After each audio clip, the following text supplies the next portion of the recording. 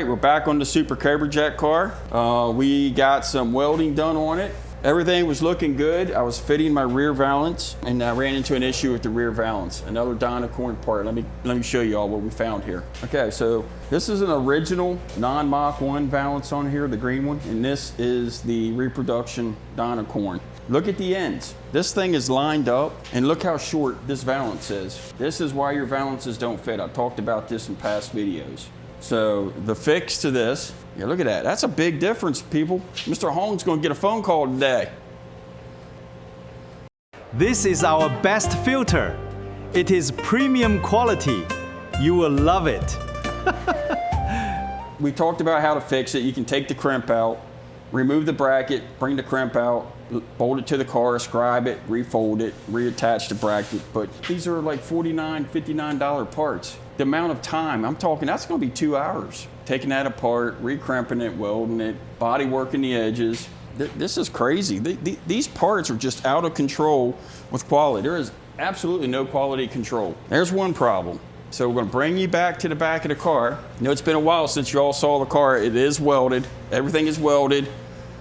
Everything's fitted, trunk lid's on, fits, taillight panel's on, but we have another problem. And when I put that taillight panel on this car, I was very careful to make sure everything was straight and level. And what you want to do is you want to make sure inside the trunk here, this bar right here, you want to make sure these are flush going across, which everything is, and you want to make sure that the trunk will shut, because you gotta give your trunk gasket a little bit of space for compression. You want to make sure your trunk goes down a little bit beyond this mark here for the gasket to seal. So I did all that, and I was sitting here the other day and I'm staring at this. I'm looking at what I need to seam seal, and it hit me. And I'm going to show you guys. Looking at that, you wouldn't catch it, but I'm going to show you what's going on here. Take a look at this. Look at this. This is the proper reveal for a 69 taillight panel. Light comes through it. Look at that side. No reveal whatsoever. So in my mind, I'm sitting here thinking, did I put that taillight panel in wrong? I don't think so. It's not the first one I put in. So I got to measuring. And believe it or not, y'all gonna laugh. These holes that they punched into this panel are staggered. One's higher and one's lower.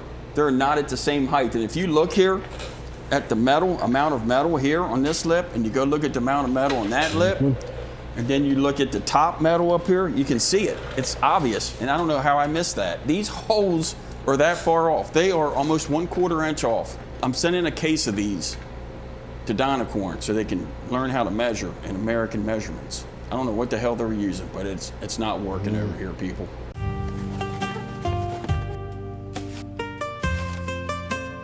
Oh, this is garbage. We measure by eye. Guess what? I get to take this nicely installed rear taillight panel. As you can see, I already started drilling it back out, drilling all my spot welds back out. I have another one coming. We're going to get rid of this. We're not accepting that. That's not going to work. Yeah, I could probably cut this out, lower it, weld it back up, but then you're just, you know, we're trying to eliminate scabs on the car. We don't want to create more scabs. That's just one thing. So if you're putting a 69 taillight panel on, make sure you measure. You measure from here to here, from this body line to this body. Make sure you don't have the same problem, because trust me, that was about 5-6 hours drilling all them spot welds back out. That thing was welded in nice, and I still got to take out these brackets. Look at them welds on them brackets that Donovan put in. Probably 5 to 6 hours of putting it in. I got to cut all that stuff back out because I can't get the panel out. When I cut the bracket out, I can kick the panel forward, tilt it on an angle, and slide it out, and I can put the new one in the same way. But you know, this makes me mad because now I got much bigger holes I got to weld shut. It was done. It was in there. It was ready. So what can I say? Cheap parts, not cheap parts. It's what's available. Dynacorn, don't think that Dynacorn stuff is perfect stuff, because it's not by any means. I don't see much difference, honestly, between some of the Dynacorn stuff coming through and Scott Drake, CJ's brand. Just because you're buying Dynacorn, don't think you're getting superior metal, because they have their issues as well. Got to understand, aftermarket parts, you got to work them. I get it.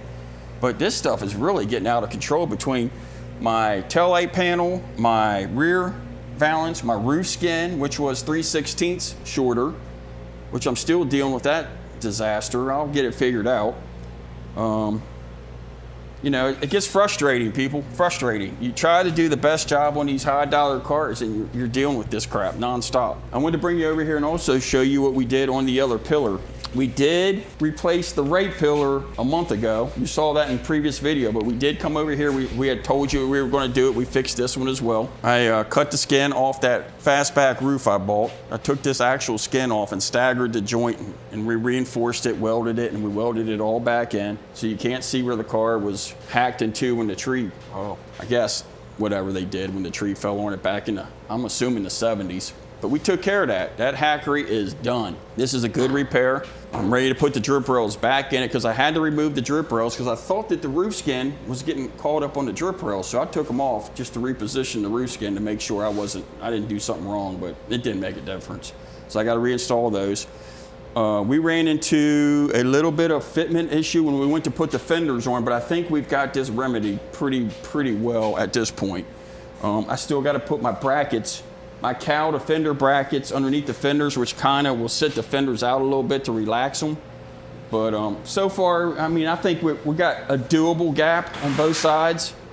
Considering that the damage that this car has been gone through, I think that's about acceptable for cutting this car apart to nothing and putting it back together. I mean, we're getting there one piece at a time. We will get the new taillight panel on, and then we're going to go on the rotisserie. We're going to sandblast all this crudiness and clean this thing up. We're going to seam seal, red oxide, start body work. And there's a few things I'm still not happy with, like this driver door. I need to get it up to strip it clean so they can cook it and put that in their blast chamber. Yeah, we had an issue. Again, another Dynacorn part. We had an issue with these panels that Dynacorn sold us for the aprons. The fender holes were really close, but they were off a heavy 1/8. I mean, they would work where they were at, but you don't have the fender adjustment that I needed to close the gaps up on the door. So I had to file them out a little bit. So be prepared to do that because they're not perfect by any means. In fact, when I put the one apron on over there, they came pre-drilled to line up the shock tower outer plates. I actually had to weld up 2 of them holes and re-drill them because it was way off out of the box. And these were true Dynacorn parts. Dynacorn sticker on them and everything. Good quality part and thickness and in the shape, but you know, just a little bit off on measurements. So, you know, you get a little bit off on this end, you get a little bit off on that end, then by the time you get to the end of the car, you're trying to make up a 3/16 to a 1/4 of an inch. So just gotta measure this stuff. Measure, measure, measure. Joe Daddy tells you all the time, measure, measure. I measured, and I don't know how the hell I missed that obvious thing on that taillight panel. I guess because I wasn't sitting there staring at the thing. You know, it was one of them things after it was on, something didn't look right, especially when I hung that 1/4 extension on there. I'm like, what the hell is going on here? I thought maybe Benny did something But wrong. like I told you, the car is not perfect. Ford didn't make it perfect, and you're trying to make something better than Ford did. Of course, that wouldn't be hard. But to make it that much better, It's like the size you're fooling yourself. It's like the size of your brain. Whatever. It's like your IQ. Okay, so we're gonna call Chinacorn back. I had enough of this. Gotta remember the area code for China. I'm getting tired of talking to this guy. His English sucks. Dynacorn? This Dynacorn, how can I help you? This is Bloated Toad Garage again. Bloated Toad. Yeah, I remember you bastards. Okay, I got another gripe. The rear valance that I bought from you is, guess what? You guys make everything a 1/4 inch short. What is it with you in a 1/4 inch? You the lucky winner. We know we sent one of them bastards out, and you were the lucky winner. This isn't a sweepstakes. Why do I always get the short end of the stick with your guys' parts? This is ridiculous. What's going on here? 'Cause we don't like you bastards. I'm just gonna stop buying your parts. I don't care. Okay, so let me tell you my complaint, you dumbass. I bought your taillight panel. Why in the hell can't you all stamp the taillight holes in the right spot? Why is one high and one's low? I mean, I understand you guys got little pupils. You know, listen, we use tiny tape measure too.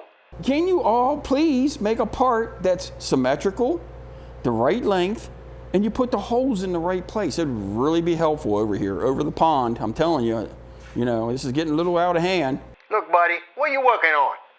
Mustang? Ha! You lucky you get any damn thing. What you want me to do? It ain't gonna happen. So you want my money back? Ha! That ain't gonna happen. Am I interrupting your nap or something? No, I'm feeding my koi fish.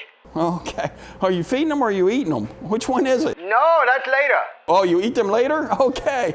All right. They wear out after a while. We got a crappy roof skin, a crappy tail light panel, crappy rear valance, and we had crappy fender apron. Are you laughing? No, me not laughing, me feeding koi.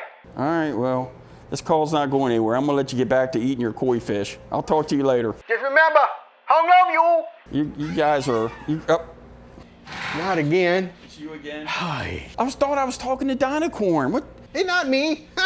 Jesus Christ. Are you the reason that my parts don't fit? Are you the problem? I was talking to someone else. That was not a remote. All right, people, we're back on the Cobra Jet. Jim's car is ready to hit the high road. So no more videos on that car. We're back to the original. So remember to like and subscribe. Remember to check out our merch store. And remember, if you have any questions, send them to our Bloated Toad. No, your Fairlane Falcon didn't get views. I think we lost us 2 subscribers. Especially when you told me you were putting that LS in there. So that we won't even talk about that. That's just, we can't lose subscribers, man. We got to get subscribers. Check out the merch store again. Tank tops, coffee mugs, hats. Thongs. What? Oh, you said thongs? There's no help for this guy. No, we don't have thongs, Benny. Anyhow, we'll see you in the next video.